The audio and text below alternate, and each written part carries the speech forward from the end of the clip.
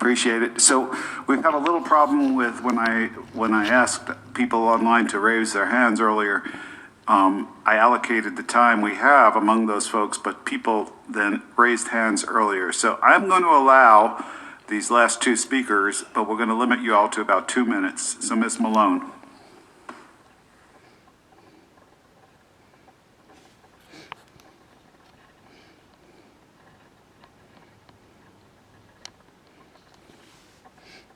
Ms. Malone, we can't hear you. Hello, can you hear me now? Yes. Okay, I'm sorry. My name is JoAnn Malone, JoAnn Malone, and I own Seeking Recovery Addiction Treatment Facility in Great Falls. My experience with Great Falls CPS started when my facility began asking simple questions regarding the policies and procedures, and we were met with a very adversarial stance telling us to mind our business and stay in our lane and quit questioning CPS. I received a phone call from a unit supervisor telling me that if CPS doesn't like providers, they instruct their caseworkers to send their clients elsewhere.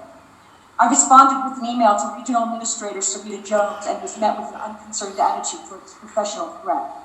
Last April, I stood in front of a senator and 2 legislatures in what we thought would be an hour or so of testimony.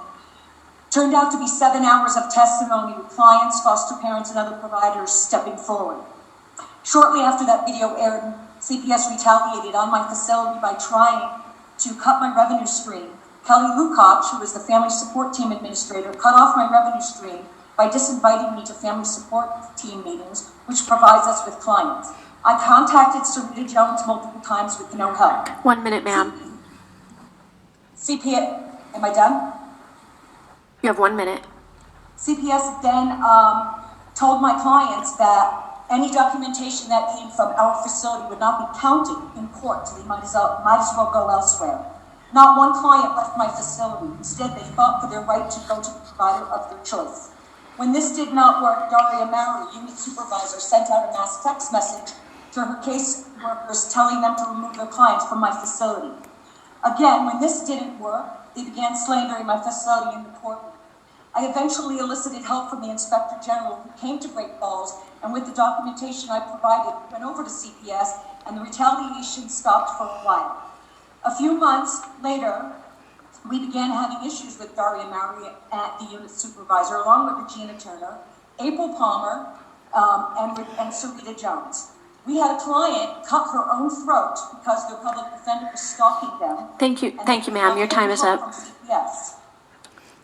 Thank you, ma'am. And now, of course, after I said that, there were other speakers lowered their hands, so that was the last one.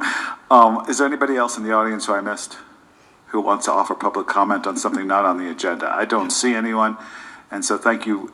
We will for sure consider these important comments that you have made. We are